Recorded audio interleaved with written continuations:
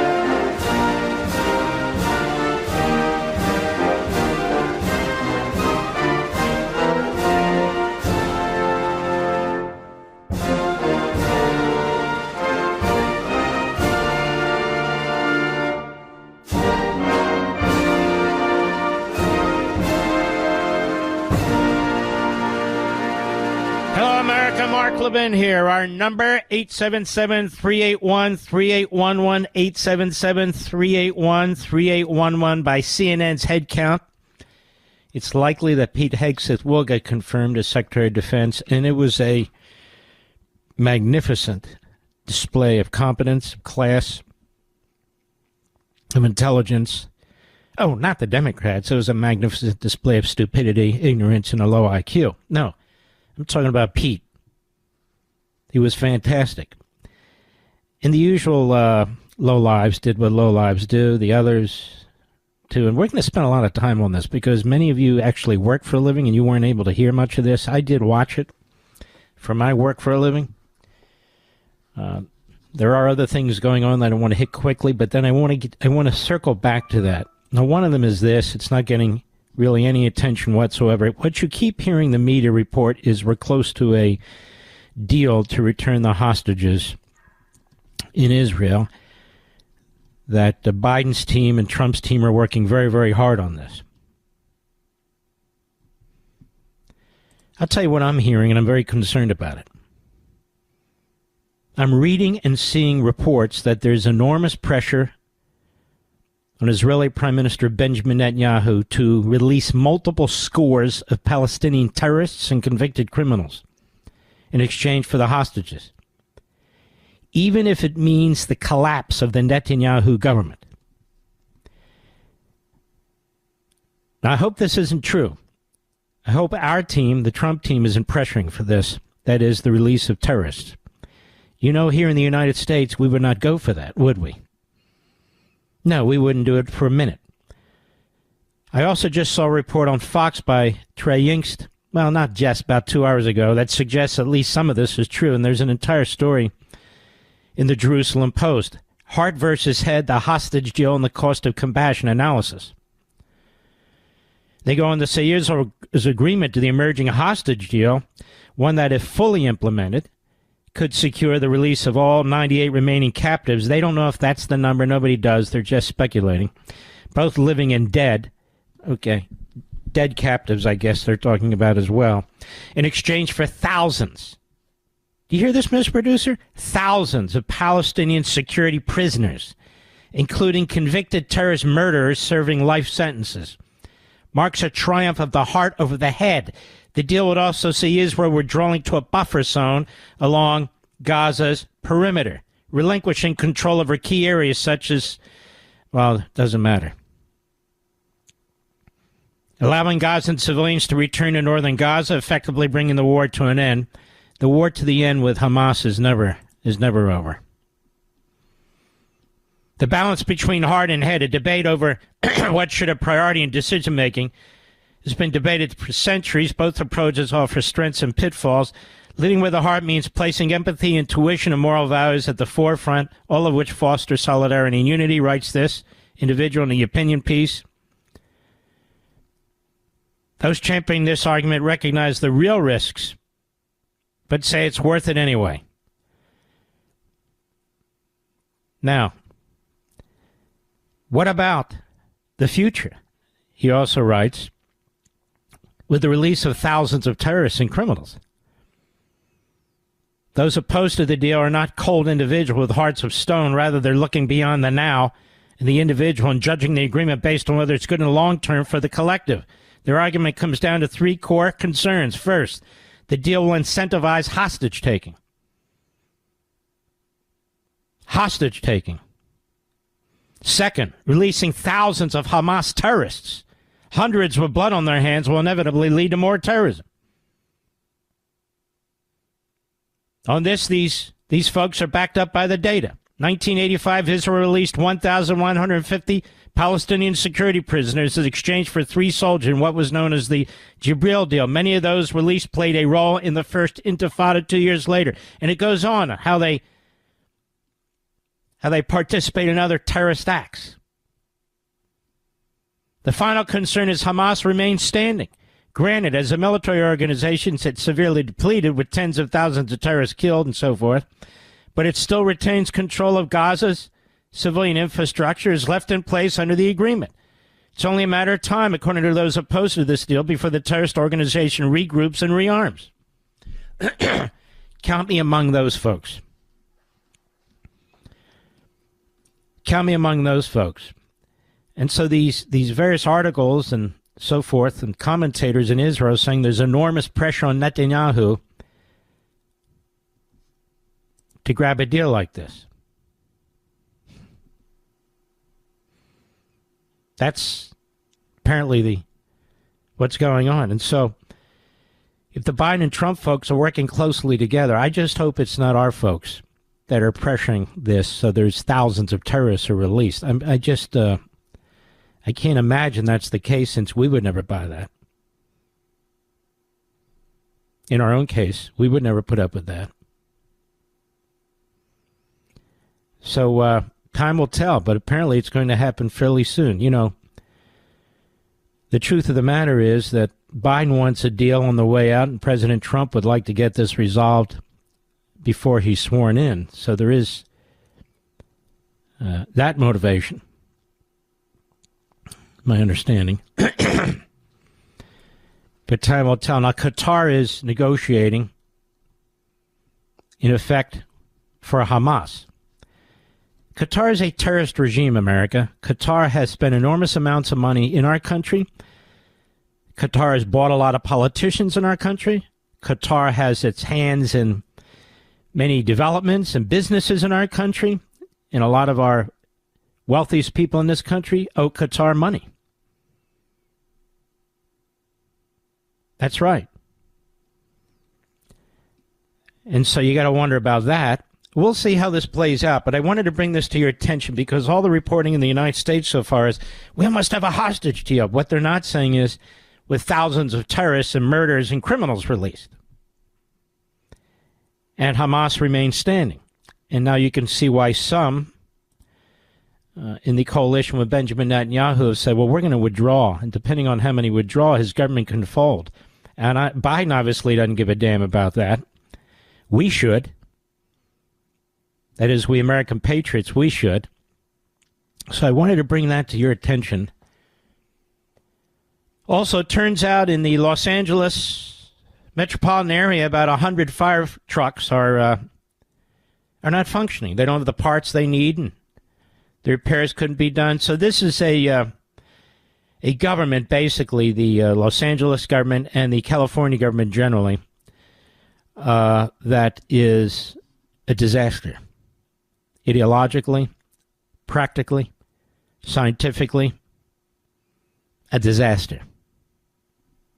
I see the media all worked up, starting with the Associated Press, that the flags will be flying at full mast for the inauguration of President Trump, rather than half-mast for Jimmy Carter. Now, if they were flying half-mast when he's giving his inaugural address, the media would say, look at that. Isn't that symbolic of a country dying? So the speaker's ordered that all the flags will be flying at full mast, and that's good. They should be, as far as I'm concerned. You know, there's a ton more going on in this country, but this hearing is illustrative of how the Democrats plan to try and destroy our nominees and what a nominee needs to do to stand up to it and defend against it. And I want to also say that the Republicans on this committee were superb, and that would include Joni Ernst. Absolutely superb. Superb. I can't play them all. This gentleman Kramer was wonderful, as were others. Our buddy Tom Cotton was outstanding. But they all were outstanding. And the Democrats look buffoonish. Gillibrand's there defending women in the military. She won't defend women in sports. She won't defend the word women. She won't do any of that. She won't condemn transgender athletics as destroying women's sports. So she doesn't stand for women. She's a wokester. And this Hirano, whatever the hell her name, from Hawaii, she's a Corchester. She's an idiot. Asking and answering her own questions. Just an obnoxious, disrespectful, pathetic buffoon. Thank you, Hawaii, for sending us, I hope, not your best. And there were others on the Democrat side. Tim Kaine looked like he had a late night. Looked like he had a rough night. His hair was disheveled. He looked like Professor Erwin Corey. Nasty S.O.B. He was nasty as hell. About this wife, the ex-wife, one of the young kids, 7 years old, is in the audience. He didn't care. He was given his marching orders by Schumer. He was Schumer's point man, hit man. There were others. But he was exceptional at his loathsome conduct and so forth. Just disgusting. So you'll hear some of this when we return. And by the way, Jack Reed, the former chairman, now the ranking Democrat on the committee, another lowlife. We'll be right back. Mark Levin.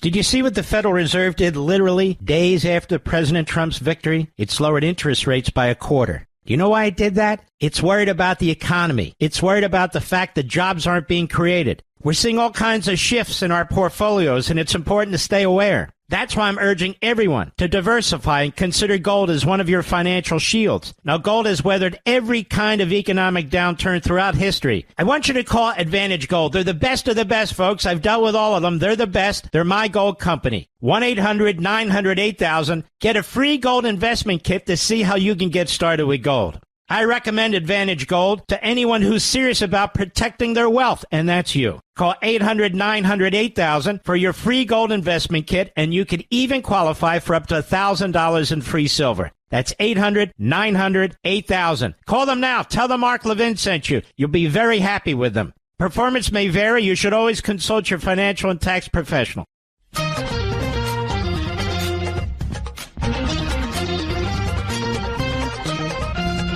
Now, obviously, we're not going to go through all 5, 6, 7 hours of the hearing, but we are going to take what I think are some of the better clips.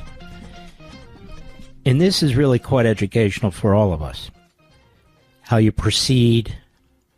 They counted him out. We never did, of course. In fact, we counted him in, and we led the effort to fight for Pete as we will for Kash Patel and some of the others. But in part, this is what he said. Cut one, go. We undertook this responsibility with an obligation to the troops to do right by them for our warfighters. And what became very evident to us from the beginning, there was a coordinated smear campaign orchestrated in the media against us. That was clear from moment one. And what we knew is that it wasn't about me.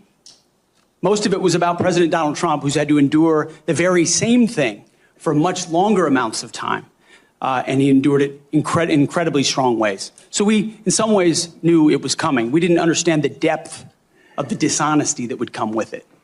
So from story after story in the media, left-wing media, we saw anonymous source after anonymous source based on second or third-hand accounts.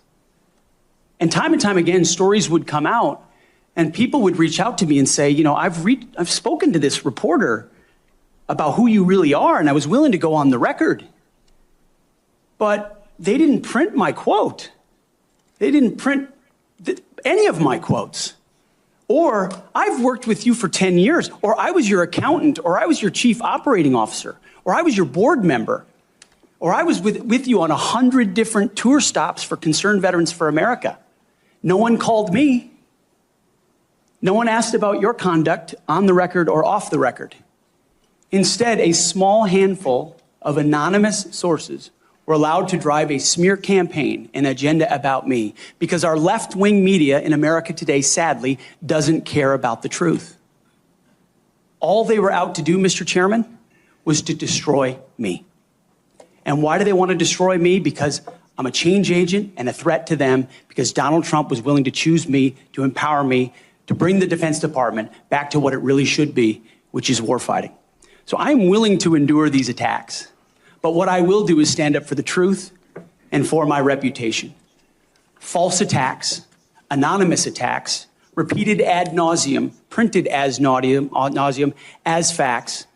We have provided to the committee, Mr. Chairman, and I know you're going to share, on-the-record statement after on-the-record statement from people who have served with me, worked with me at Fox News, Concerned Vets, Vets for Freedom, you name it, from the top of the chain to the bottom, who will say, I treat them with respect, with kindness, with dignity. That's men, that's women, that's black, that's white, that's every background. I have prided myself as a leader of respecting people, being professional. That is the balance of mine. I'm not a perfect person, as has been acknowledged. Saved by the grace of God, by Jesus and Jenny. I'm not a perfect person, but redemption is real. And God forged me in ways that I know I'm prepared for.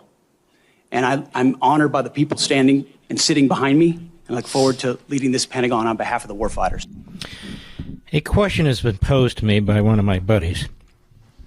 But what qualifies Pete Hegseth? Let's put all the personal stuff aside. What qualifies him? I mean, you have 3.5 million people that are going to report to him. Now, this is a very interesting question. How many people out there have managed 3.5 million people? Almost none. Go to the Department of Justice. They have about 120,000 people, including several thousand attorneys. How many people have managed 120,000 people with several thousands of attorneys? Nobody. You can go through one bureaucracy after another and raise the same question. What qualified Pete Buttigieg to run the Transportation Department, which includes the FAA, the highways, and on and on and on? Nothing. What qualified Robert Kennedy to be appointed Attorney General of the United States at the age of 34 by John Kennedy, when his only experience was pretty much as a legal advisor on the Army McCarthy hearings to Joe McCarthy? Nothing qualified him. I want to get into this. What qualified Merrick Garland, who'd been a judge, before that a U.S. attorney? Nobody's actually qualified to manage millions of people before they've managed millions of people. The markets are volatile. They're shooting up wildly, only to drop without warning. The Fed just cut rates yet again, this time by a quarter point. Why? Because the Federal Reserve is not confident the economy is strong. In fact, last month only 12,000 jobs were created, all of them in the government. That's why I'm telling you again, diversification is crucially important. And diversification with gold is what I do. And the company I use, and I've used many, the best one is Advantage Gold. Call them now at 800-900-8000 for a free gold investment kit to see how gold gold can help you diversify your investments and take advantage now. Now, gold has been helping to protect and grow wealth for people for thousands of years. And in these times, it can be more crucial than ever. When it comes to gold, I trust Advantage Gold. They're one of the top gold companies in America. They're who I turn to when I purchase gold. Call them now, 800-900-8000. Call 800-900-8000 now for a free gold investment kit to see how gold can help you with your investment portfolio, a.k.a. your bank accounts, your paycheck. And when you do, you could qualify for $1,000 in free silver. That's 800-900-8000. Folks, don't wait. Call them now, 800-900-8000, and tell them Mark Levin sent you. Performance may vary. You should always consult your financial and tax professional. Mark Levin, the great one. The great one, Mark Levin. Dial in now, 877-381-3811. Dick Cheney was Secretary of Defense, 1989 to 93, never served in the military. You've had others who served as Secretaries of Defense, such as,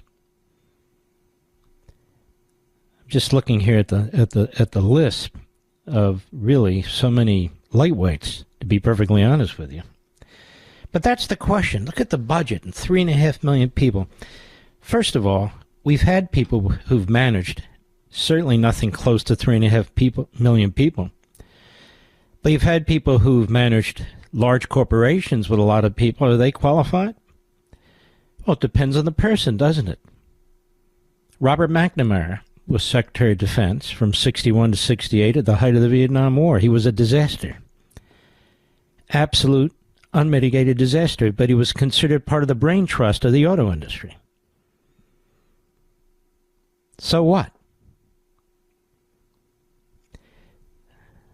Sometimes you have to rely on an individual's experience, life's experience. This is particularly interesting when we live in this era of DEI, diversity, equality, and what's the other one? I don't even know. Inclusion. Because DEI, when you actually know the history of DEI and understand the purpose of DEI, it is the anti-merit. In other words, you can have merit, it's very important, but that's not the priority. And that's why a lot of us argue, forget about DEI.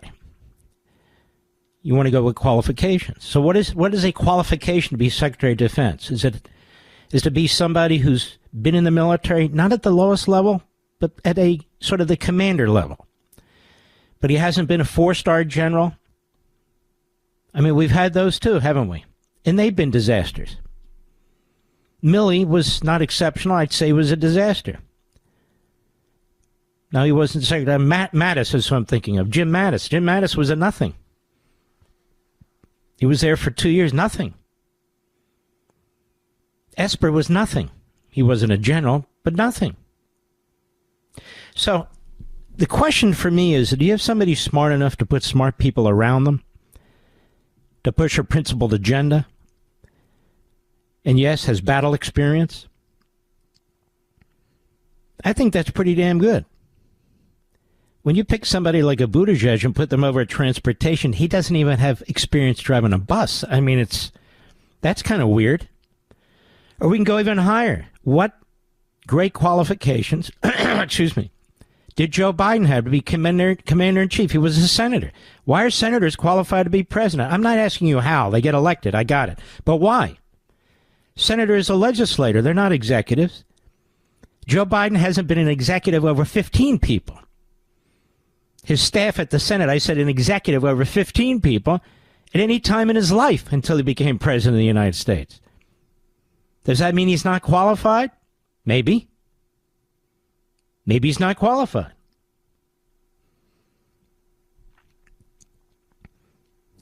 But the rap on Hegseth is just crap. This is a guy who went to Harvard. This is a guy who has real battle experience in two theaters. This is a guy who's smart as hell, who's written about what he would do to reform the Pentagon, which God knows needs reform. He's laid it out Most of these other people hadn't laid it out. So let's say we pick somebody that has worked with somebody who's managed 3.5 million people at the Pentagon. Is that who we want? What does that mean, experience managing 3.5 million people? I don't even know. I'm not even clear what that means. Basically, you'd have to pick a bureaucrat. Or you'd have to pick a general. You'd have to pick somebody who's already there, because there's not another institution that has 3.5 million people to manage. Right? What makes somebody qualified to be a senator, one of 100 people who votes on life and death issues every day? Well, they got elected. I didn't ask that. I didn't ask you how they became a senator. What makes them qualified? Well, the people decide. Well, exactly. The people voted for Trump, and he decides who he wants to work for him. Because in the end, it's not Hegseth, it's not the Secretary of Agriculture, it's not any of them. It's the President of the United States. He's the chief executive. That's why he's called the chief executive. All the departments ultimately report to him. All the decisions ultimately are his.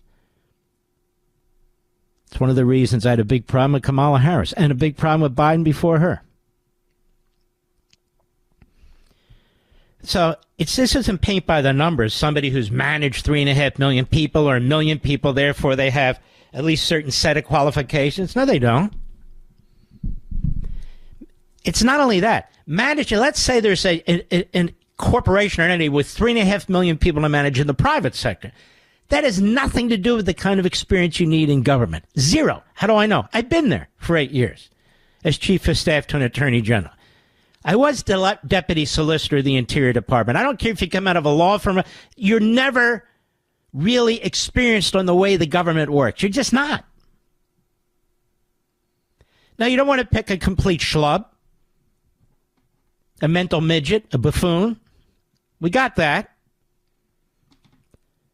You don't want to do that. And you don't want to pick somebody because of their genitalia or their race or their faith or anything like that. But Hegseth is more than qualified to sit in that position, to take a look at what's going on in the department, to delegate authority to people he has faith in, who may be in the department already. I mean, that's the whole nature of being a general or an admiral or a commander-in-chief. So that's my response. Now, more on Hegseth from Hegseth. Cut 2, go. The Department of Defense under Donald Trump will achieve peace through strength. And in pursuing these America First national security goals, will remain patriotically apolitical and stridently constitutional. Unlike the current administration, politics should play no part in military matters. We are not Republicans. We are not Democrats. We are American warriors. Our standards will be high and they will be equal, not equitable. That's a very different word. We need to make sure every warrior is fully qualified on their assigned weapons system, every pilot's fully qualified and current on the aircraft they are flying, and every general or flag officer is selected for leadership or promotion purely based on performance, readiness, and merit. Leaders at all levels will be held accountable, and warfighting and lethality and the readiness of the troops and their families will be our only focus. There you go. Pretty good, I'd say. Now, Jack Reed is the he's the Democrat, the leading Democrat on the committee. Cut 3, go. You've written publicly that DI policy is a distraction and have military personnel walking on eggshells. Do you believe that emails like that are essentially threatening both a serving officer and a spouse and claiming that they'll lose their pension will have a distraction and detract from the lethality? Senator, you mentioned the 40s and 50s, and you're precisely right. The military was a forerunner in courageous racial integration in ways no other institutions were willing to do. I served with men and women of all backgrounds because of the courage of people decades and decades ago. Incredibly important. However, the DEI policies of today are not the same as what happened back then. They're dividing troops inside formations, causing commanders to walk on eggshells, not putting meritocracy first. That's the indictment that's made by those serving right now. The United States military was the first major federal institution to be desegregated. The United States military. It was resegregated under Woodrow Wilson, a so-called progressive Democrat. But it was the first major federal government institution to be desegregated, and it was desegregated by Taft. Howard Taft. The federal bureaucracy generally was desegregated by Taft and then Theodore Roosevelt. It was resegregated by Woodrow Wilson, who required that all applicants for a federal job provide photographs so they wouldn't hire black people. I'm just giving you a little bit of history. Just giving you a little bit of history. And Woodrow Wilson's administration was filled with bigots and racists. Defense Department, State Department, even at the post office. And so the battle was to be based on merit, not on color of the skin, not on physical features, not on religious beliefs or anything of that sort. And now today that apparently is controversial because of this DEI push. So we've come strangely full circle. And so on the one hand we argue who's qualified to do what, and then on the other hand we argue, well, what about DEI? The answer should be merit, no discrimination, ever. Period. Period. That's Hegseth's point. Now we have General Austin, who's supposedly very, very qualified. He's done a lousy job at the Pentagon. The reason why Joan Eris keeps talking about audits is because they're blowing a lot of money. Not only that, they basically have undermined funding for the United States military by having flat budgets throughout a high inflationary period while the communist Chinese are going to whole hog. And yet Austin, I guess, would be said to be experienced because he's a top general who commanded troops. But he's been a disaster. He just has been. Maybe it's because of the commander-in-chief, Biden, whose orders he takes. Again, Jim Mattis was a highly decorated general. Was a disaster. Just terrible. Robert Gates, he was never a general. Considered to have been a very, very fine Secretary of Defense under Republican and Democrat administrations. And I can go down the list. We'll be right back. Mark Levin.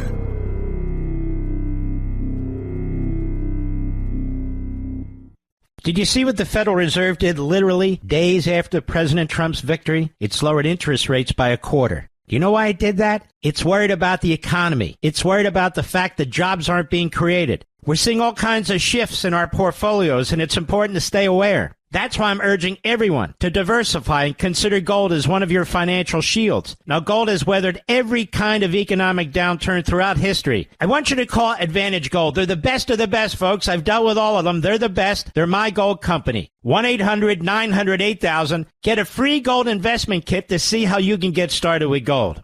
I recommend Advantage Gold to anyone who's serious about protecting their wealth, and that's you. Call 800-900-8000 for your free gold investment kit, and you could even qualify for up to $1,000 in free silver. That's 800-900-8000. Call them now. Tell them Mark Levin sent you. You'll be very happy with them. Performance may vary. You should always consult your financial and tax professional.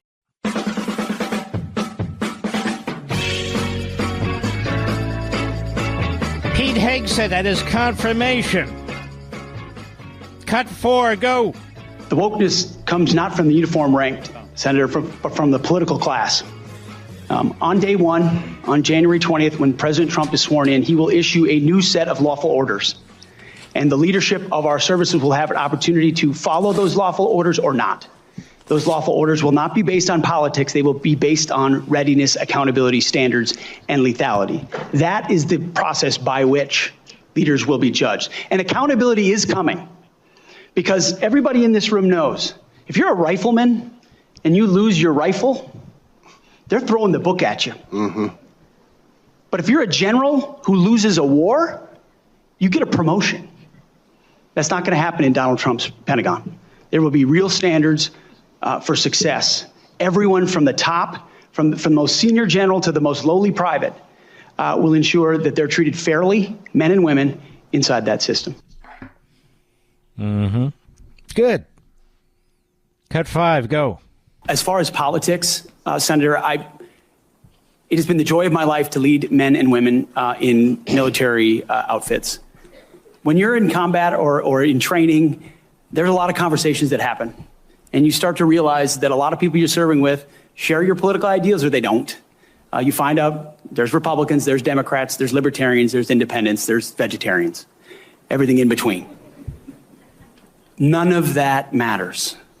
It never mattered in how I led men and women, how I interacted with them, what missions we undertook. Politics has nothing to do with the battlefield, which is why President Trump has asked me to say, let's make sure all of that comes out.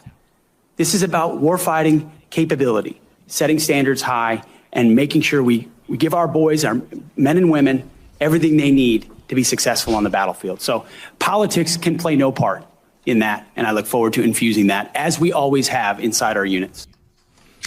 There you go. You know, I think of one of the least experienced politicians in American history. If he wasn't the greatest president, he was the second greatest president. His name was Abraham Lincoln. He was elected to the House of Representatives and served one term. He got elected popular vote by a minority of the popular vote. He was almost an accidental president. He had no experience running an army. He had no experience running almost anything. Came out of a two-man law office. That's it. One of the greatest presidents, if not the greatest president in American history. I'll be right back. This segment of the podcast is exclusively sponsored by Pure Talk. Pure Talk offers great coverage and can save your family money on your wireless bill every single month. Go to puretalk.com to find the plan that's right for you. Thank you again for listening, and thank you so much for this sponsorship, Pure Talk. He's here. He's here. Now, broadcasting from the underground command post, deep in the bowels of a hidden bunker, somewhere under the brick and steel of a nondescript building, we've once again made contact with our leader, Mark Levin. The Trump War Room has announced that Joni Ernst will be voting for Pete Hegseth for Secretary of Defense. Now, here's what I know. Here's what I know. I want to thank all of you, the great patriotic Levinites in this audience. Once again, you've made your voices heard over the course of the last month or so. You have other hosts. You have other outlets that talk about, look at the firestorm that was created after Ernst. And various senators, Republicans, like Lindsey Graham, were starting to doubt Hegseth, question Hegseth, even thought about opposing Hegseth. And then you, the great masses in this audience of patriots, you rose up. They don't understand. They'll say, well, that was MAGA, this was this. We are MAGA, we are conservatives, we are Reaganites, we are Tea Party. That's who we are. For 25 years.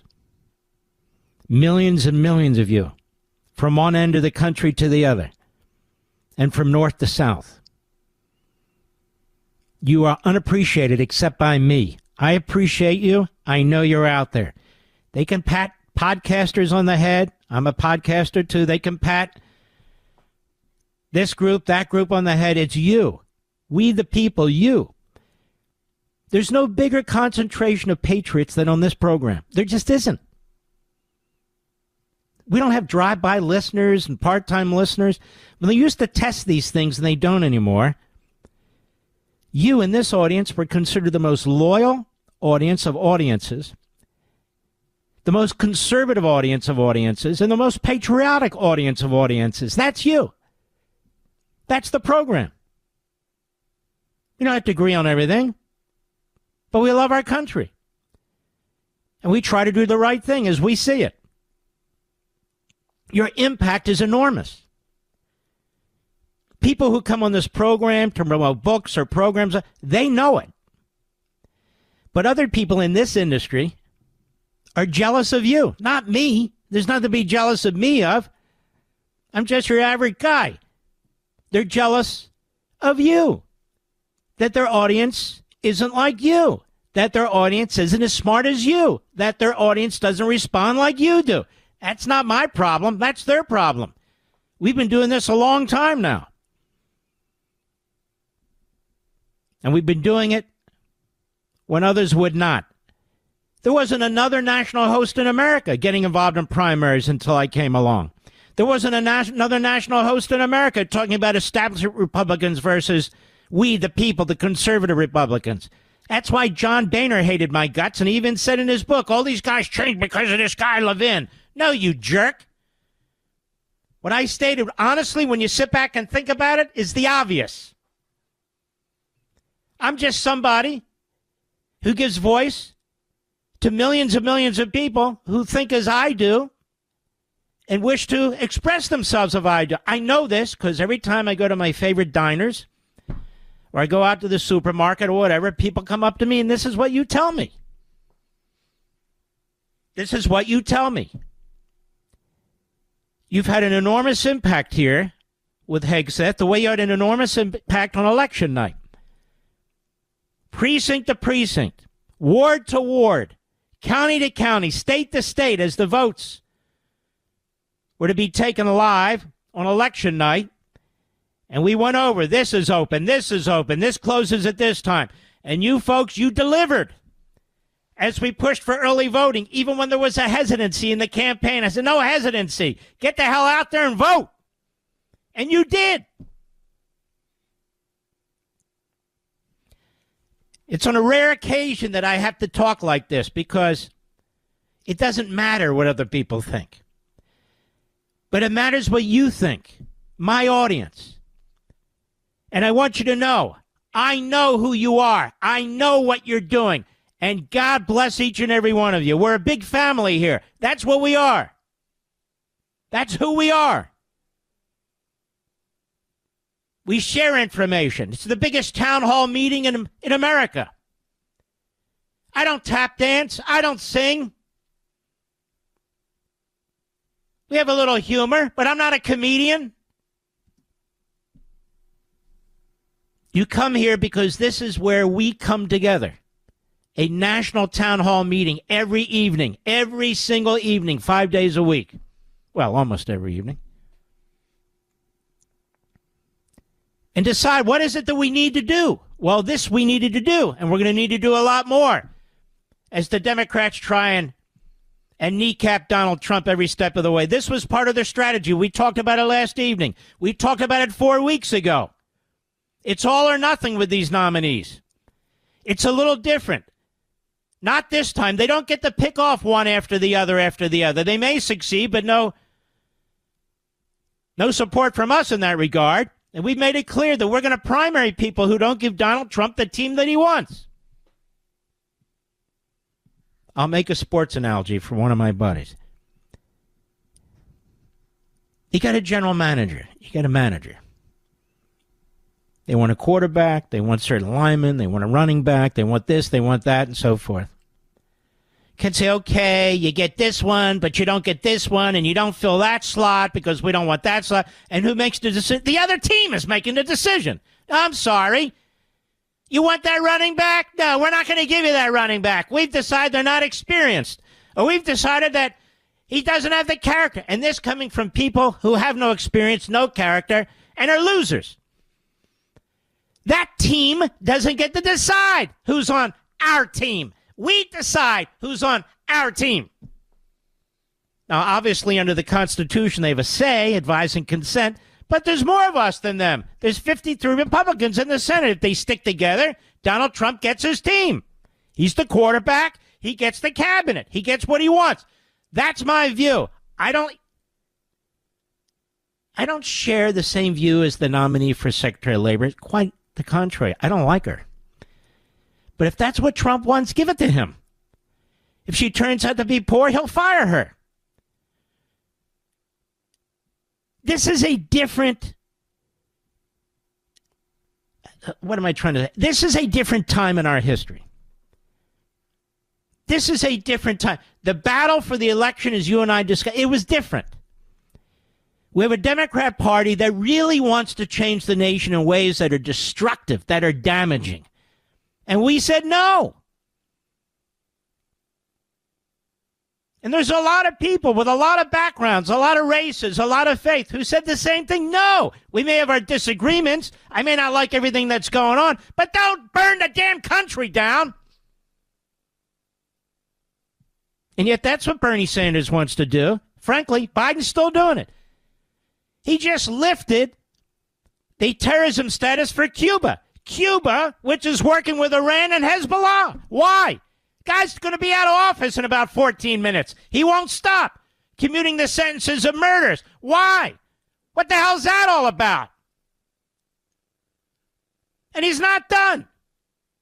He just gave away more student loan money. You, electricians, plumbers, bus drivers, truck drivers, you're subsidizing people who went to Princeton and Harvard and Yale and so on. It's crazy. It's insane. That kind of redistribution of wealth is unbelievable. And he's still at it. 850,000 illegal immigrants were just given an additional year and a half status before they have to be deported in order to prevent Trump from trying to do what he wants to do. They're looking for everything they can to try and enshrine in the government, to try and sabotage the incoming administration. That's why Trump wants this team. Give him his team. Because in the end, he's in charge. He's the commander-in-chief. He's the executive. How many times does it talk about the Secretary of State position in the Constitution, Mr. Producer? 0. How many times does it talk about Secretary of Defense? 0. There are none. How about the Attorney General? 0. It's the president and the vice president.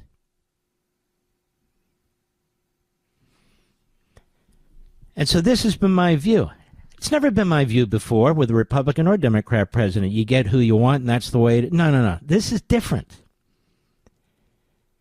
This is different. Trump has 4 years. He can't run for election again. This is it, one term.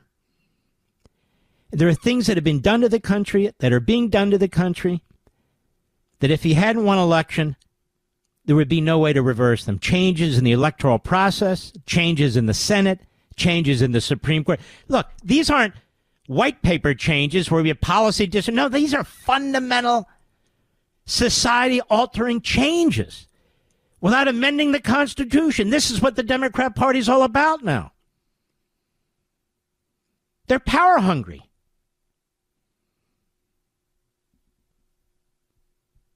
This is why it's crucially important that he gets who he wants. And that the Republicans, for once in their damn lives, stand together. Democrats do it all the time. Can't we just do it for the first year or two? That's all. Then have a good time. Have a party. Do what do you want. But the first year or two makes the difference. The first 100 days, 120 days makes the real difference. It really does. But back to the beginning, I want to thank you folks because of your role. We are activists here. We're on a mission. You don't just listen. I don't just talk. There's a reason we do what we do, say what we say. There's a reason you're here. And we're not going to celebrate the confirmation of Pete Hegseth until he's confirmed. Then we'll celebrate it. But I want to celebrate the fact that you make a huge difference time and again. You do. And whether the media report it or not doesn't matter to me. Doesn't matter to me. We don't need a pat on the head. We don't need a pat on the head by the corporate media. We don't need a pat on the head by podcasters. We don't need a pat on the head by other conservative talk show hosts. Just feel solace in the fact that you've made a huge difference yet again. And you will continue to. And I will be right back. Mark Levin.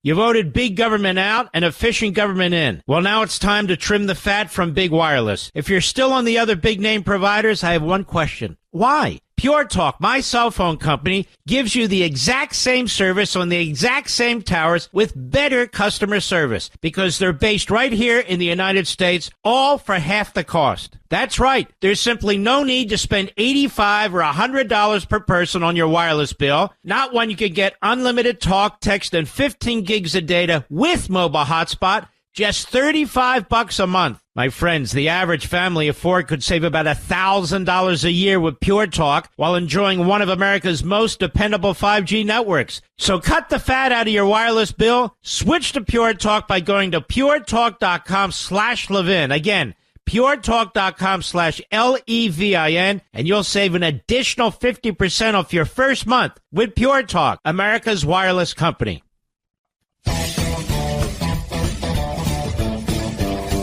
Pete Hegseth, cut 6, go. According to the Pentagon, between 2001 and 2024, the number of civilian employees in the Office of the Secretary of Defense has nearly doubled from 1,500 to 3,000. Civilians on Joint Chiefs has increased from 191 to almost 1,000. Holy mackerel. Our military end strength goes down. Our staff numbers are exploding. What are you going to do about that? Senator, we're going to address that. We won World War II with 7 four-star generals. Today we have 44 four-star generals. There's an inverse relationship between the size of staffs and victory on the battlefield.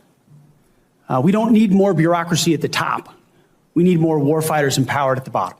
So it's going to be my job working with those that we hire and those inside the administration to identify those places where fat can be cut so it can go toward lethality. And this question and this answer explain to you why the massive bureaucracy has risen up against Hegseth, and the representatives in Congress, the Democrats, don't want Hegseth. This is why you hear all this talk about qualifications and everything else. Listen to what he's saying. I'm going to take on the bureaucracy. It's too top-heavy. We don't need 44 four-star generals. I didn't even know there were that many. I thought it was very rare, but apparently it's not as rare as I thought. We don't need 3,000 civilians advising the Secretary of State. 3,000 civilians? Twice as many as 20 years ago? The head of the Joint Chiefs, civilians on the Joint Chiefs, from 191 to 1,000? That's up by... it's just enormous. And that's why you need somebody like a Hegseth to take a look at this. Can't be one of the good old boys and that sort of thing. And he will. Senator Tom Cotton, one of our favorites here on this program, great patriot, warfighter. Cut 7, go.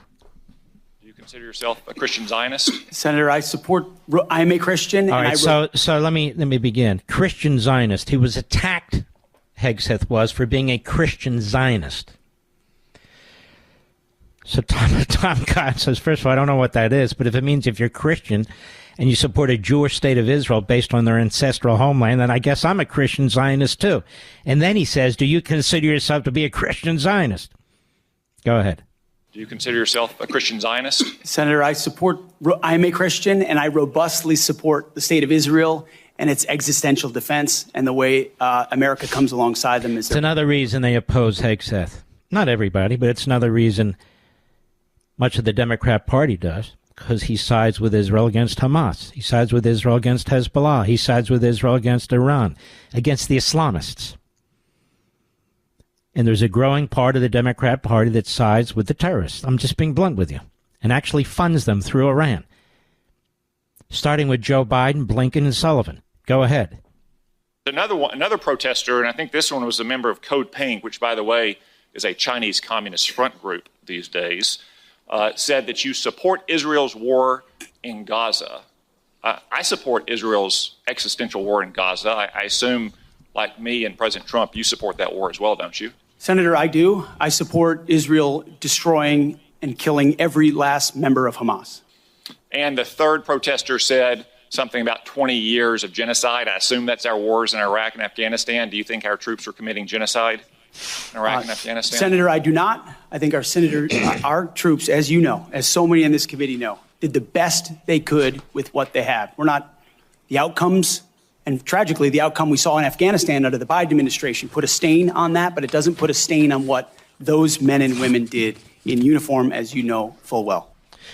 And I'm going to continue to intersperse what you're hearing, these various clips from today's hearing, because it's an important job, Secretary of Defense. And this was an important first-round nomination where the Democrats were hoping to take Hegseth out in order to damage Trump. But before I get to that, listen to this. CNBC. The SEC sues Elon Musk alleging a failure to properly disclose Twitter ownership. SEC under Biden. In the Biden appointees. Now they sue Elon Musk 6 days before Donald Trump becomes president. Now this is tyranny.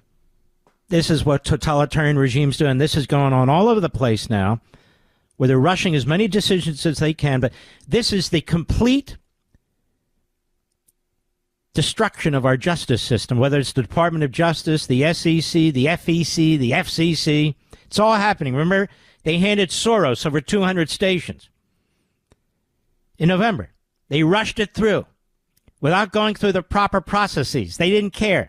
They handed Sugar Daddy 200 stations. Then on top of that, they gave him the Presidential Medal of Freedom because we know he's such a freedom fighter as he tries to destroy free societies throughout the globe. But the breaking news here is now the SEC has sued Elon Musk today, alleging failure to properly disclose Twitter ownership. What a pile of crap. I'll be right back.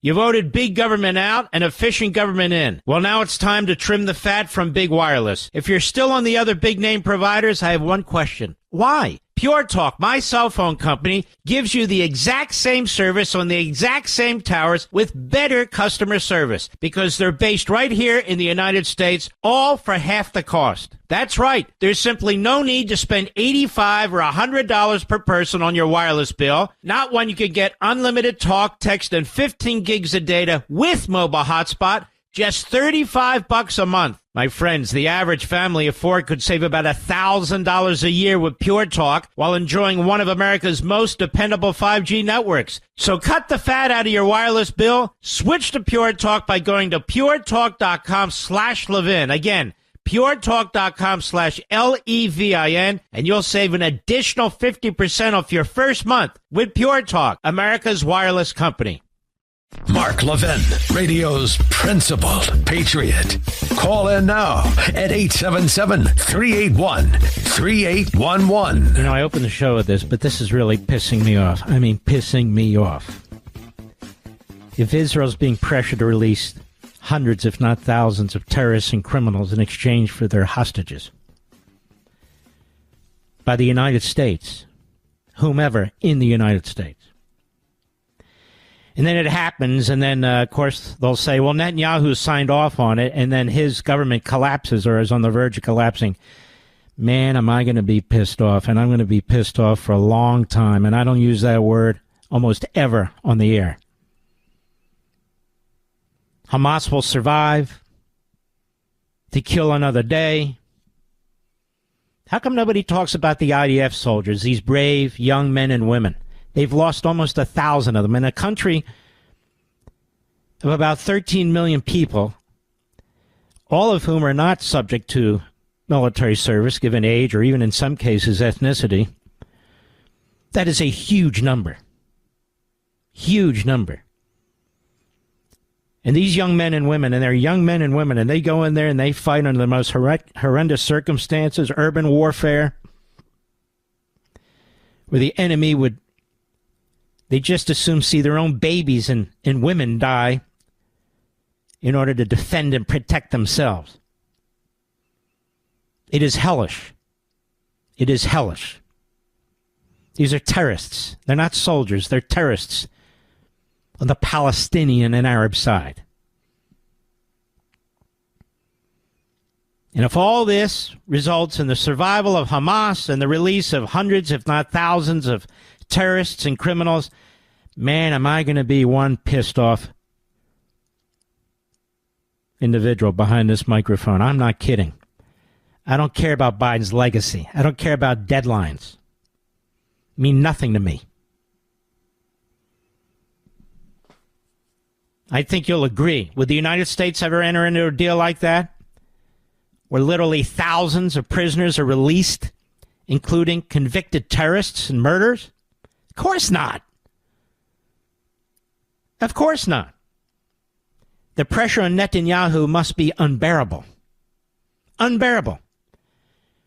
I am just curious about how this is playing out. Who's pressuring what? We're not getting any names in these reports. But it's one thing to celebrate the release of the hostages. I'm second to none. I take no backup position on that to anyone. On the other hand, you can't release hundreds of thousands of terrorists to kill and maim another day, because that's what they do. How many of us are furious that Biden's released individuals from Guantanamo Bay?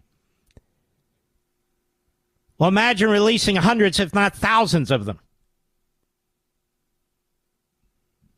And I guarantee you that prime minister in Israel wouldn't do it unless he's being pressured. And I want to know who's pressuring him. I want to know. Time will tell. And I don't have to read the tea leaves. I'm reading this Jerusalem Post article that lays it all out. Somebody's leaking to the Jerusalem Post. Somebody's leaking to other media that I'm reading. Shameful. But we'll see. We'll see, and I will let you know as soon as I know. Tim Kaine at the hearing. Tim Kaine looked like he had a hard night of drinking and carousing. I'm not saying he did. I said he looked like it. I don't know if he did or not. What do I know about the guy? He looks like a weirdo to me, but that's a whole nother story. But he came right out of the box. He was Schumer's designated hitman. I want all the people in Virginia to know. I know he got all the Democrats excited, I know, but this guy pretends to be some kind of a moderate. He's no moderate. He's a jerk. Cut 11, go. In finalizing divorces from your first and second wives, were there non-disclosure agreements in connection with those so why are you divorces? discussing somebody's divorces and non-disclosure agreements? And by the way, maybe the other party, the wife, wanted to enter into a non-disclosure agreement. They're called confidentiality agreements. A non-disclosure agreement is an employment situation. You dumb bastard. I'm just saying. This is basic stuff. If you take CLE, continuing legal education, you learn this, Timmy, really, really easily, even though it's not your field. You're digging into somebody's divorces? If they have confidentiality agreements, you're digging into that too? To what end? Go ahead. Senator, not that I'm aware of. If there were, would you agree to release those first and second wives? Would you agree to release your confidentiality agreements if they exist with your former spouses? So Tim Kaine, who must be some kind of a pervert, can slobber all over them? Because to him, this is essential to making a decision? It didn't bother Tim Kaine that Bill Clinton was a serial molester. It didn't bother Tim Kaine that Joe Biden was a hair sniffer and a little girl toucher on their shoulders, of course. Didn't bother him that Tara Reid had to escape to Russia, a former Biden staffer who said he molested her in a hallway on Capitol. Tim Kaine's good with all that. It's okay. What's the problem? Tim Kaine was a big supporter of Ted Kennedy. I seem to recall an event called Chappaquiddick. No, that's okay. But he wants the guy's divorce papers? What the hell is that? That's Schumer. Kaine's a lapdog. That's Schumer. Go ahead. Reality agreement, Senator. It's not something I'm aware of. But if there were, you would agree to release them from a confidentiality agreement. Senator, that's not my responsibility. Did you ever engage in any acts of physical violence against any of your wives? Senator, absolutely These not. questions are not intended to actually glean insight or gather information. They are intended with a question mark at the end to make an accusation. This is what the sleaziest of slip and fall lawyers do, and he's one of them. You just ask I'm just asking the question. I don't know. Did you ever hit your wife? And he got very angry about this, did Hegseth. Go ahead. Agree with me that if someone had committed physical violence against a spouse, that would be disqualifying to serve as Secretary of Defense, correct? Senator, absolutely not have I ever done that. You would agree that that would be a disqualifying offense, would you not? Senator, you're talking about a hypothetical. I don't think it's a hypothetical. He doesn't want to answer the question because the question is the allegation. That is, the smear. It's the smear. Go ahead. And by the way, any of his ex-wives can come forward and say, yes, he hit me, confidentiality agreement or not. But they haven't because he didn't. Go ahead. Violence against spouses occurs every day. And if you as a leader are not capable of saying that physical violence against a spouse should be a disqualifying fact for being secretary of the most powerful nation in the world, you're demonstrating an astonishing lack of judgment. The incident in Monterey led to a criminal charge, a criminal investigation. They're trying to create controversy where there is none. The incident in Monterey was investigated by the police, and it was ended. But it doesn't matter. They're going to hang on to anything they can. Kane doesn't matter. Because none of this persuaded anybody of anything. Zero. But I saved the best for now. Mark Wayne Mullen. Cut 12, Mr. Producer. Go. I'm just making a point because there's a lot about qualifications. And I think it's so hypocritical of senators, especially on the other side of the aisle, be talking about his qualifications, not being able to lead the secretary or be the Secretary of Defense, and yet your qualifications aren't any better. You guys aren't any more qualified to be the senator than I'm qualified to be the senator, except we're lucky enough to be here. But let me read you what the qualifications of the Secretary of Defense is, because I Googled it, and went through a lot of different sites, and really it's hard to see. But in general, the U.S. Secretary of Defense position is filled by a civilian. That's it.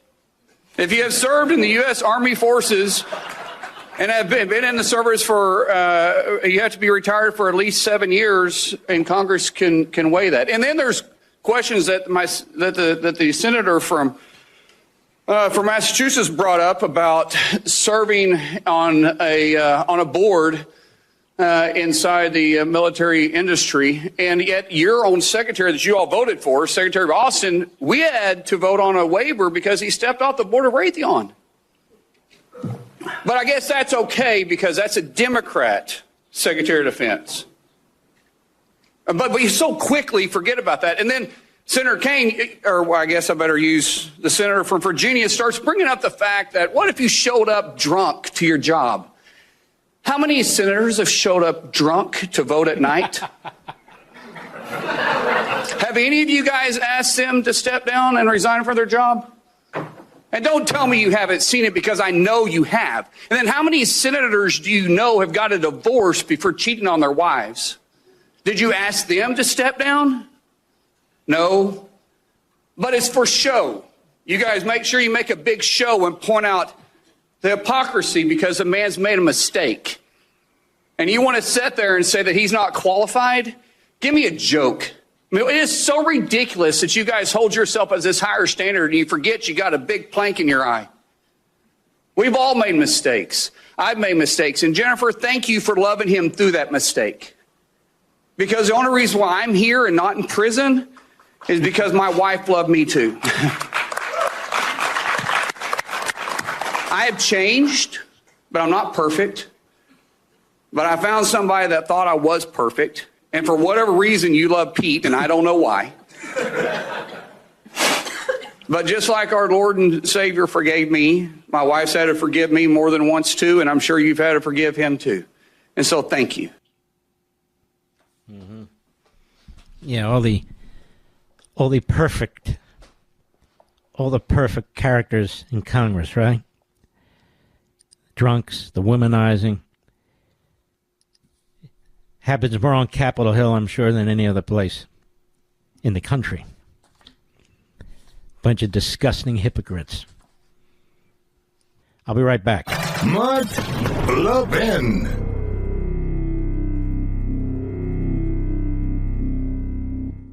You voted big government out and efficient government in. Well, now it's time to trim the fat from big wireless. If you're still on the other big name providers, I have one question. Why? Pure Talk, my cell phone company, gives you the exact same service on the exact same towers with better customer service because they're based right here in the United States, all for half the cost. That's right. There's simply no need to spend $85 or $100 per person on your wireless bill, not when you can get unlimited talk, text, and 15 gigs of data with mobile hotspot, just $35 a month. My friends, the average family of four could save about $1,000 a year with Pure Talk while enjoying one of America's most dependable 5G networks. So cut the fat out of your wireless bill. Switch to Pure Talk by going to puretalk.com/Levin. Again, puretalk.com/Levin, and you'll save an additional 50% off your first month with Pure Talk, America's wireless company.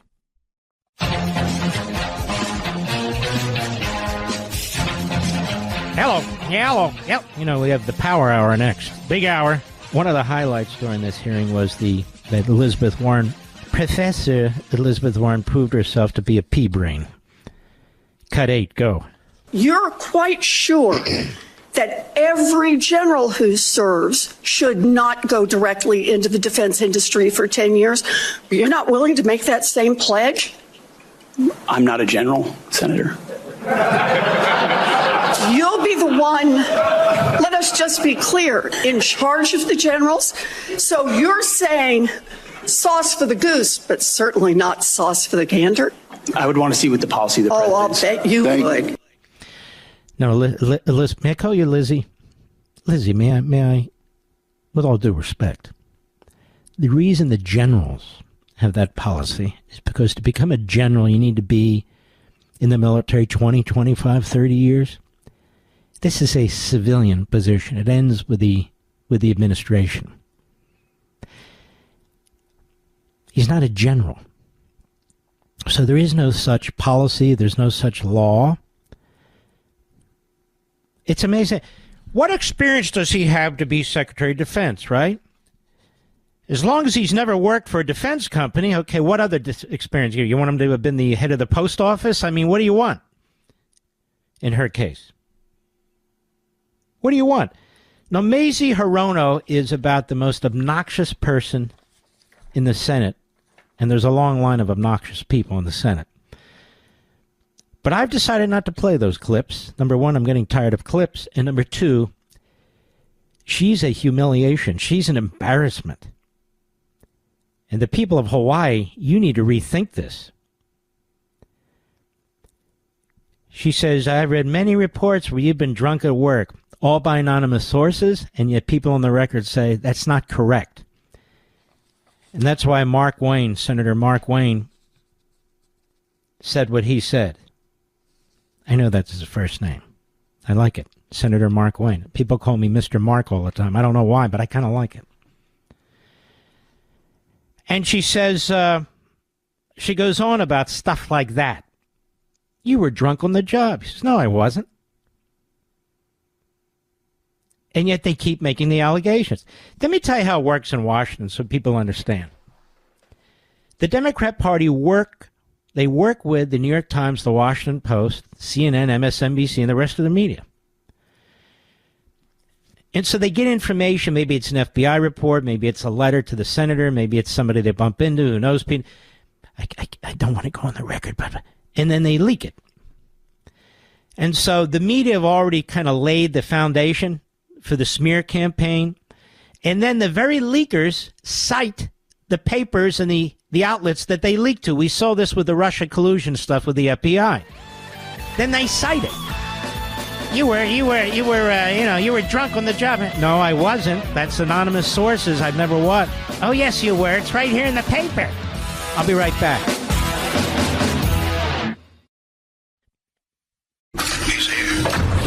He's here. Now, broadcasting from the underground command post, deep in the bowels of a hidden bunker, somewhere under the brick and steel of a nondescript building, we've once again made contact with our leader, Mark Levin. Hello, America. Mark Levin here. Our number, 877-381-3811, 877-381-3811. There'll be a conga line of presidential nominees going through this process on Capitol Hill. Just a matter of time. Let's see here. Yes. Nearly 1,000 signed a petition calling on a Brooklyn cinema to ban Zionist propaganda film. It's a documentary about the Palestinian terrorists murdering the Israeli Olympians in 1972, the Munich massacre. And so in our own country, in Brooklyn, the Islamo Nazis, the Hitler Youth, come out and sign a petition. They don't want the movie. They want it banned because this is the nature of Marxism and Islamism. I didn't say Muslims. I said Islamism, who are Muslims, but they are radical Muslims. And so that's what we have going on. So we shouldn't have the movie, which is a documentary, which is true, because they've decided they don't want us to see it. What do you think about that, America? What do you think about that? 60 Minutes, as you know, is part of CBS. I remember when it was actually a very good program. It's not anymore. Over at National Review, Noah Rothman writes, Americans were just treated to a variety of spurious allegations by two one-time State Department employees. See, the State Department has always been infested with Jew haters. Since Woodrow Wilson's days, but especially Franklin Roosevelt's days. I wrote about this at length in The Democrat Party Hates America, but others have written about it even more extensively than I. And, of course, FDR himself. But even now, under Blinken, under Biden, the State Department is filled with these Jew haters. On Sunday night, Americans were treated to a variety of spurious allegations promulgated by several former State Department employees who've made a vocation of insisting that no one will listen to them. Hala Rarit, R-H-A-R-R-I-T, Rarit, was among them. Once a career diplomat who occupied several high-ranking posts at the State Department, she left the State Department in April of last year to protest the Biden administration's policies towards Israel after the October 7 massacre. Her righteous, self-imposed exile notwithstanding, her non-stop media blitz and speaking tour on which she embarked in the immediate wake of her resignation has yet to abate. It's yet to abate, and she goes on. And she's not alone. And there's several people like this at the State Department. And something needs to be done about this, in my humble opinion. Yes. But you know what? Joe Biden himself has blood on his hands. As I mentioned earlier, and here's Breitbart, Biden removes pro-Hamas, Hezbollah-tied Cuba from state sponsor of terror list. Writes Francis Martel, leftist President Joe Biden announced today he would remove Cuba from the State Department's list of state sponsors of terrorism, leaving only Iran, Syria, and North Korea on the list. He is burning the place down, man. Biden claimed in his declaration Cuba had not sponsored terrorism for 6 months, apparently enough to remove it from the list. Wow. What the hell? It's been doing it since 1959, but who's counting? Cuba's been on the list for most of the years between 1982 and 2025, with the exception of 6 years between 2015 and 2021. after leftist President Barack Obama, who Biden served as VP, removed the communist regime from the list as part of a larger package of concessions to Havana. The Obama concession policy resulted in a dramatic increase in political and religious persecution on the island. It served to embolden Cuba to forge deeper relationships with global terror entities such as Hezbollah, Hamas, and the government of Iran. President Trump restored Cuba to the list of state sponsors of terrorism in 2021 on the grounds the Castro regime maintains relationships with several jihadist terror entities, narco-terrorist militias, revolutionary armed forces like FARC in Colombia. So why would Biden go out of his way to do this? Just like he gives commutations to murders. It's sick. The state-sponsored terrorism label comes with hefty economic sanctions and diplomatic limitations. According to the State Department, state-sponsored of terrorism face restrictions on U.S. foreign assistance, a ban on defense exports and sales, and so forth. The Biden administration made the decision with less than a week of its tenure remaining and announced it the day before Trump's choice to lead the State Department. Cuban-American Marco Rubio is scheduled to appear before Congress. I guarantee he's going to say something about it. Disregarding the substantial evidence that communist Cuba enables terrorist activity around the world, Biden said in his official certification removing the country from the list that Cuba has promised not to do it again. They said they're not going to do it again in the future. They're good little communists. They provided no support for international terrorism during the preceding 6 months, it says. Wow. So they were terrorists 7 months ago. But, forgive and forget.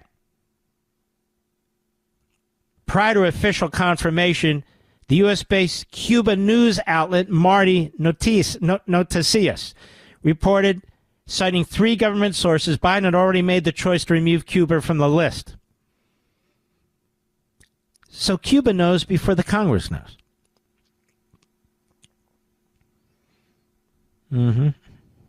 Miami Herald, citing its own solitary anonymous source, also reported on the lifting of state sponsorship label, calling it last-minute decision. And it goes on about all the terrorist activity that Cuba's been involved in, all the narco activity that Cuba's been involved in, on and on and on. That's all right. It's Netanyahu and Israel. They're the ones that need to be, trashed. But Cuba, they're off the list now. Trump will have to put them back on the list. See, Trump's going to have to do like 500 executive orders, 100 of his own, and then 400 to reverse everything dummy has done. Probably so. Let's see here. We have this, too. We have a great guest coming up, and I want to get to all these issues I want to get to. The special counsel's report on the Trump case. The special counsel report found Trump engaged in a criminal effort to overturn the 2020 election. The entire report is in the New York Times. They link to it when it's not supposed to be. How Jack Smith, says Time, says that Trump got away with it. Here's something you may not know, given the current practices that go on in this regime. If you're a prosecutor and you don't bring the case to fruition, you're not supposed to talk about somebody's guilt or innocence, even if you brought charges that never went through. You're supposed to leave it in the courtroom. Because the individual has no way to defend themselves, him or herself. They have no way to defend. Because there's not a jury, there's not evidence, there's not other information that's prevented by the defense. There's no referee like a judge. It's just a prosecutor putting everything the prosecutor thinks in a report and releasing it. Leon Jaworski was a Watergate prosecutor. And he made the point, and I remember this like it was yesterday. No friend of Richard Nixon's. And he made the point that he was not going to comment on the people who weren't prosecuted because that would abuse prosecutorial power. He wasn't going to do it. No, I wish I could, but I can't because it would take too much time. But there was a piece written by a man named Robert H. Jackson. Robert H. Jackson had been Attorney General of the United States. He'd also been a Supreme Court justice. He also had been a prosecutor. And he wrote a piece several decades ago in the Journal of the American Judicature Society, for judges, going on about the federal prosecutor and the incredible power a federal prosecutor has. And that federal prosecutors are not angels. They're not blank slates. And he warned, federal prosecuting can order arrests, present cases to the grand jury in secret session. On the basis of this one-sided presentation of the facts can cause the citizen to be indicted and held for trial.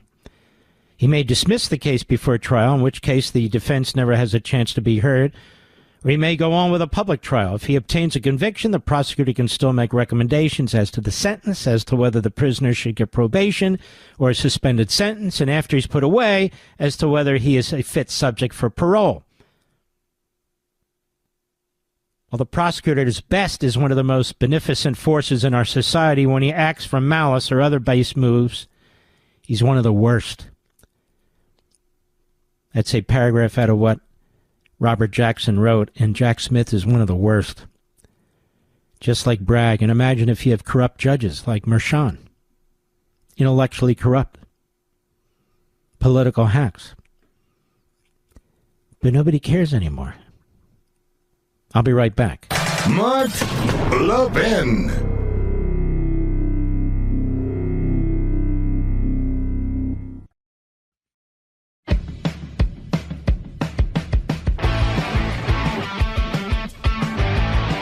Senator Eric Schmitt is from the great state of Missouri. He's on the committee today that was overseeing the nomination of Pete Hegseth. Senator, how are you? I'm good, Mark. How are you doing? I'm doing very well. You know, I watched a lot of that hearing, and your great questions and his great answers as well, and I felt he did a superb job. I think the Republicans are going to rally around him, don't you? Yeah, I think he's in really good shape. I don't think he's going to get a single no vote that I'm aware of. I think he's going to come out of committee quickly, and I think he'll pass on the Senate floor. And I think that national security team, getting that in place early for President Trump is really important, given all the challenges that we have. And as I focus on my questions, I mean, this DEI stuff is poison, Mark. You know it. You've been talking about it. It has no place in our military. And I just gave some examples about how in the Air Force Academy you couldn't say mom and dad, and how they had racial quotas for officers and dividing the room by race. This stuff is nuts. It has no place in our military. I think Pete was very clear. He's going to root that stuff out, focus on China, and on procurement reform. We need to do better in the Pentagon, and I think he's the kind of change agent that President Trump wanted, and we should confirm. Yeah, and I can understand why the enshrined over there at the Pentagon at the top levels and their friends in Congress would not want Pete Hegseth, because he's very much the reformist. You know, I'm pro-defense. You're pro-defense. I'm pro the men and women in the military. We're not talking about that. We're talking about the mismanagement of this massive agency, the wrong policies when it comes to, well, look at it. Recruitment's way down. We now have the second largest Navy behind the Communist Chinese. Mm-hmm. The budget is flat. I mean, this isn't the way to run a military, is it, Senator? It's not. And I think you look at the one consistent electrical cord over President Trump's picks is they're all reformers. And the election cycle to me was way more about, much less about Republican versus Democrat than disruptor versus establishment. And that's what people voted for. And we need that in the Pentagon. I agree with you. Look, we need to be strong on national defense. I think we're entering a new phase of American realism ushered in by President Trump, which is what we need. What are the core national interests of the United States of America? But to your point, China has a bigger Navy than we have now. Not a better Navy, but a bigger Navy. They have built islands in the South China Sea. They're in space for real. We're in a competition that's going to define the 21st century. We can't keep doing things the way permanent Washington has wanted to do things for such a long time. And so they get used to these picks, Mark, that are out of these think tanks or kind of permanent Washington cocktail parties, and Pete's not one of those guys. I think that's a good thing. I think the American people want something different. They want someone who's going to flip over the tables a little bit and say, where's our innovation? Where's our ingenuity? Where's our competition? We can do this better, and we need that sorely, because Republicans and Democrats talk about this all the time, but nobody actually goes and does it, and I think President Trump wants to do that. You know, Senator, some of the questioning was really repulsive. When I watched this, Tim Kaine, he wanted to know about the divorces. He wanted to know if there were confidentiality agreements. He wanted to know if he would agree to make them available, if the ex-wives would make them available. This is real gutter stuff. But, you know, for them, they think it's worked in the past, but it hasn't. It didn't stop Clarence Thomas. It didn't stop Kavanaugh. It's not going to stop Hegseth, although, you know, they've used it to stop others as well. But this is, what else do they have but the gutter? It's all they have. It's all they have left. And I think they think it worked, and it's not 2020 anymore, and people are over this stuff. I think that, you know, the Democrats are effectively a party, you know, it's sort of they're guided by this woke ideology, but it's really about power and control. COVID, in many ways, I think for the American people, Mark, exposed really what the Democrats are all about. It revealed. Power doesn't necessarily corrupt. It reveals. And the Democrats, with the wokeness or the COVID tyranny, were totally exposed. And I think the American people rejected all that. And they saw the lawfare, right? This is all they had. Whether it's Jack Smith or Alvin Bragg, it's all they have left. And the American people want something different than that. And the Republicans, I think, are offering, through President Trump, this broad-based, multi-ethnic, working-class party now. We have a real opportunity to change this dynamic. And I think this stuff, these attacks they had today, are just they're old and they're tired. They're not effective. They didn't really land a punch today. They tried. It was dramatic. They got their sound bites. They probably raised some money on it.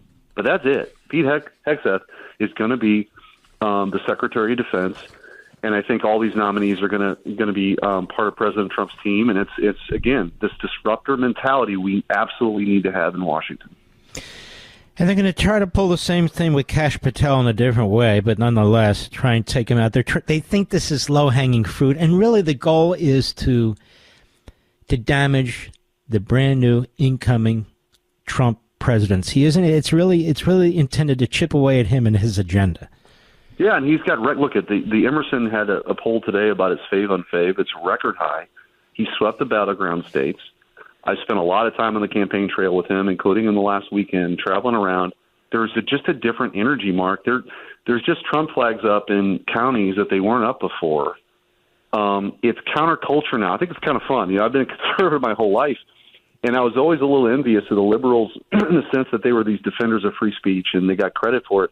They don't believe in that anymore. And so when I was Attorney General of Missouri, we brought that Missouri versus Biden lawsuit and exposed this vast great lawsuit enterprise.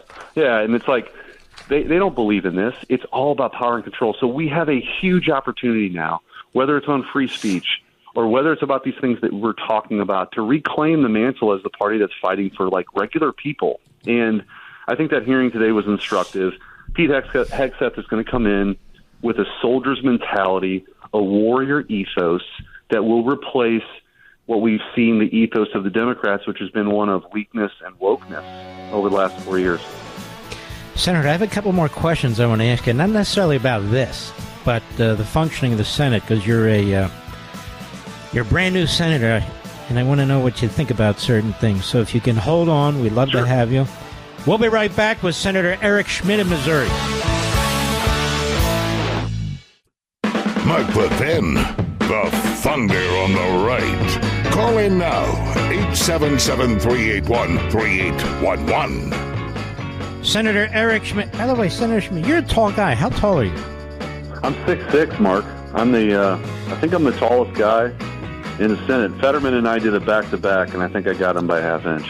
So. Really? Because he used to pretend to be 6'10", I think. But nonetheless, well, he's listed as 6'8". I think it's bogus. Yeah. So yeah.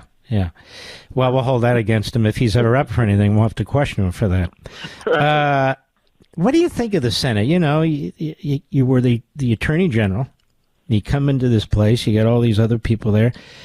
I mean, it's too early probably to have a complete assessment, but you're a fairly new senator. What do you think? I love it. It's an incredible opportunity. I grew up in a blue collar neighborhood. My dad worked 7 days a week in the midnight shift. I never would have imagined that I'd be representing, my state in the United States Senate. And so I got into politics because, my son had a lot of medical challenges, and I wanted to make a difference. And, being Attorney General, we had a lot of important fights. We had the vaccine mandate case we won at the Supreme Court. We had the student loan debt forgiveness case we won at the Supreme Court. We had the censorship case, Missouri versus Biden, and Roy Blunt retired and decided to make a run. And so just trying to make a difference.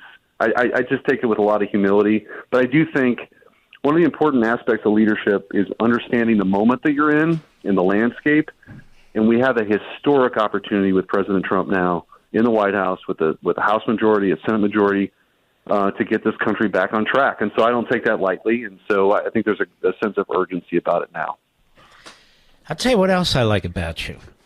I don't remember if I got involved in that race or if I got involved in support of one of your opponents or not, because I didn't know much about you. But you want to come on the show. You want to talk to the American people. It's a big audience. You want to convey your thoughts and so forth. So you sound to me like you're a very decent guy on top of being a principled conservative. So I want to thank you for that. Thank you. That's nice of you to say.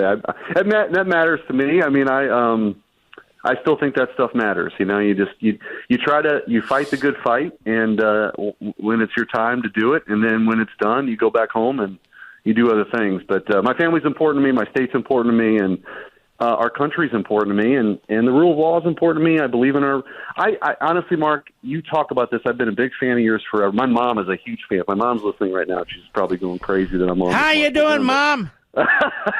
But look, our country is so unique. We love your son. He's a good man.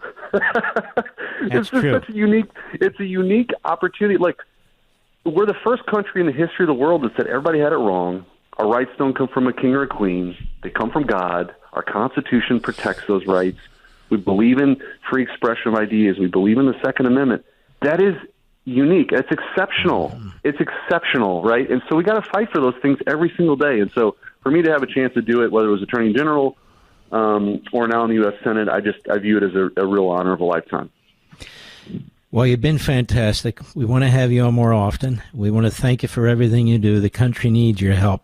And the battle's just begun, because there's going to be a lot of people who sit on the other side of that aisle and their media friends, as well as a lot of people on the other side of the Capitol and the House who are going to want to sabotage Trump every step of the way. So Yep. we want to thank you, Eric Schmitt, and God bless you. And we very much look forward to having you back. All right, Mark. I love it. We'll do it again. Take care of yourself. Bye-bye. I'm always interested in learning a little bit about these folks. He's a good man. He's a very, very good man. What did I do in that race, Mr. Producer? I don't remember either, to be perfectly honest with you. But I think I stayed out of that one, actually, because I didn't know who all the players were. But I remember him coming up to me in an event, and he couldn't have been nice. Big guy. I remember that, too. He and Fetterman measured each other. He's about a half inch. It's a funny thing. If you're really tall or you're really short, it matters to you. It's funny. Like, my wife insists that she's 5'1". Now I'm going to really get in trouble.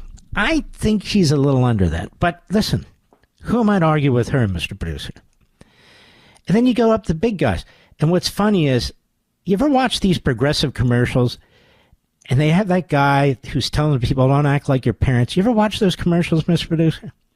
They crack me up. I hate to say it, I'm one of those people. I'm one of those people. My wife said, you're one of those people on the progressive. Look, I'm not pushing progressive or the guy that knows. I'm just making the point. Like, I'll start chit-chatting out of nowhere. And if the person's really tall, I'll guess their height. 6'6", 6'. I'm usually pretty good. But if they're really small, I won't guess their height because people get offended by that.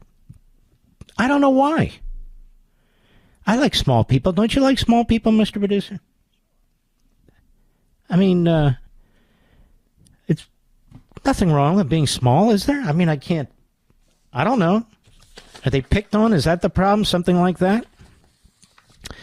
I know when I was in elementary school even, if somebody picked on a small person, I'm quite serious about this, or a girl, I would stand up for them. I got in a number of fights over this. And I even remember, I forget if it was my kindergarten teacher. Why am I rambling on like this. It is my kindergarten teacher or like third grade teacher who wrote a note to my mother. He does this, he does this, but he stands up for the little guy. They meant that physically. I literally stand up for the little guy and the girls. And she wrote up to my mother about how some kid butt in front of this little girl. And I told the kid to get out of line, and he wouldn't get out of line, and I moved him out of line. And this teacher was one of those who actually, today you'd wind up in Sing Sing, or Rikers. You did what? Excuse me. That's what I did. And by the way, this Gillibrand was among the most obnoxious of all. She pretends that she is the guardian of women. My wife can't stand her. It's like, who made you the guardian of women? You're a Democrat. How could you be the guardian of women when you support all these? Anyway, has she spoken out against what's happened to women's sports? Not that I'm aware of. Has she sought to defend Title IX against the Biden regime? Not that I'm aware of. Did she vote against Jackson to be Associate Justice of the Supreme Court because she refused to explain what a woman is when she was asked? Not that I'm aware of. She's a phony and a fraud. And she said to Hegseth, you're very mean to women. Like he's in fourth grade. You're very mean to women. Hey, let me tell you something, lady. You're very mean to women. Your whole damn party's mean to women. You're destroying women's sports. We don't need any lectures from you, Gillibrand, at all. And then there were others, like they're defending the military against Pete Hegseth. They're defending our soldiers against Pete Hegseth. The Democrat Party. That's destroying the Pentagon. That's destroying our military. In many ways, hates our military. Colonialist imperialists. Ask their buddy Bernie Sanders, the Red. Today they tried to flip the script where they would be, we're the ones defending the little guy in the middle. No, you're not. Yes, no, they're not. I want to read something to you. I started it, but now it's on my mind. Robert Jackson, June 1940. This report that was released on January 6th for this buffoon, this unconstitutional prosecutor, Smith, releases this report. You're not supposed to do this to individuals. You either have a criminal case, not just indictments, to the end, and you can speak about convictions, and even then you're to be careful, watch your tongue. But you're not supposed to release reports and say, he got away with it, but I had him on this, or that. That's wholly inappropriate. And I am stunned at all the lawyers who aren't speaking out. Almost none of them are speaking out. Justice Jackson wrote, it would probably be within the range of that exaggeration permitted in Washington to say that assembled in this room is one of the most powerful peacetime forces known to our country. These were prosecutors he was talking to.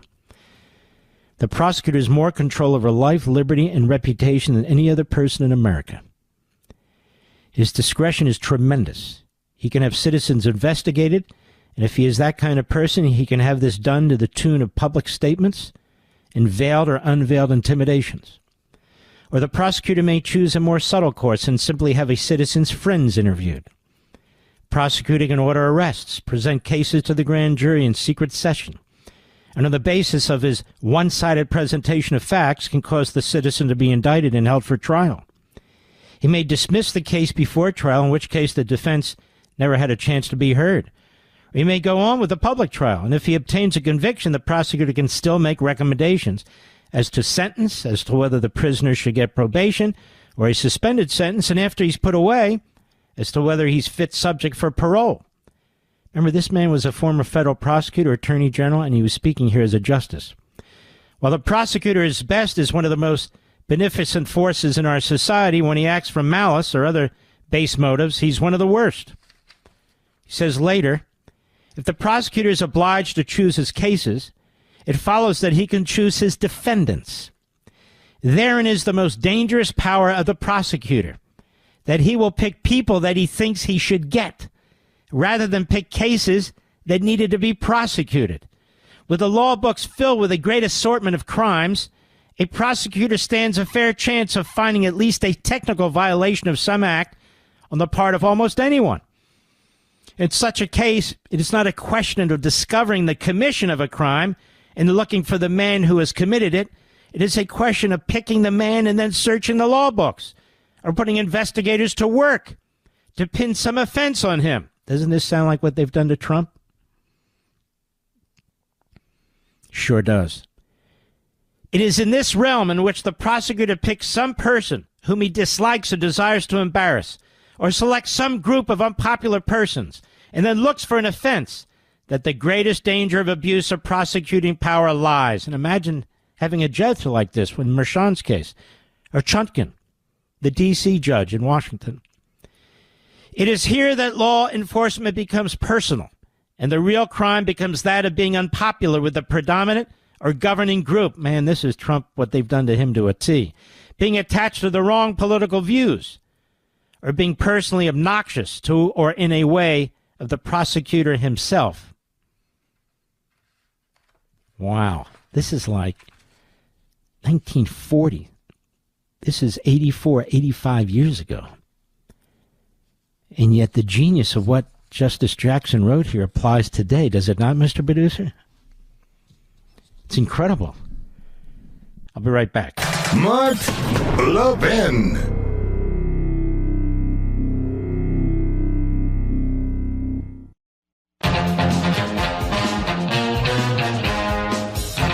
Well, it's now official, and Joni Ernst has announced that Joni Ernst says she will vote for Pete Hegseth for Secretary of Defense. And so Collins and Murkowski and the goofball from Utah and Lindsey Graham have no excuse. Lindsey, just pretend he's a Democrat nominee from a Democrat president for a lifetime appointment on the federal bench. Then you'll support him, right? Isn't that right, Rich? I think so. Let's go to Lance, to Kalispell, Missouri, the show me state, the great KJJR. Lance, how are you? Actually, sir, I'm in Montana, Glacier Country. Glacier Park, you know what? Montana. I was close. Montana, Mr. Call Screener, is MT, close. not MO. But go ahead. Hours away, but hey, look, who's counting? I want to bolster the statement you made about the number of executive orders President Trump's going to have to make, and how I'm kind of foreshadowing that the media is going to utilize this as a tactic to say, look what a dictator he's being. Well, let me say this. I am not in favor of government by executive order. But the only way to stop government by executive order is to do to them what they do to us. I'm a firm believer in this. And so they issue 90 executive orders. We issue 190 executive orders. They don't like it. They stop. Then we'll stop. But unfortunately, because Biden is the executive order king, a.k.a. truly a fascist in many respects, like what he's doing now with Cuba and the commutation of the sentences and all the rest. He's got a lot left. Remember, he's going to do some more, what did they call them? Yes, pre-pardons. They're coming, pre-pardons. You got to do to them what they do to you, but worse. Go ahead, Lance. Preemptive pardon. Well, you know, I'm not for taking more than an eye for an eye, but we have to realign ourselves with the central point of what is truth and get away from a lot of the deviance, which is trying to take root as norm. And if it takes, I'm just a dirty nail bender, sir. I'm nobody special, but I'm just a dirty nail bender up here in northwest Montana. But I'm getting tired of getting poked in the eye. You got that Will Rogers sense of humor, though. Anyway, go ahead. You poke the bear in the eye enough, eventually, and I live up here in bear country. You poke a bear in an eye, it's like an eye for a face, right? Yeah, you get tired of it eventually. Hey, Lance, will you call again? I like you. You're good. Know how to turn a phrase. You're a good man. Call again. We salute all you heroes out there, and you in the audience especially. Thank you for being here, and God bless you. And I'll see you same place, same time tomorrow. God bless.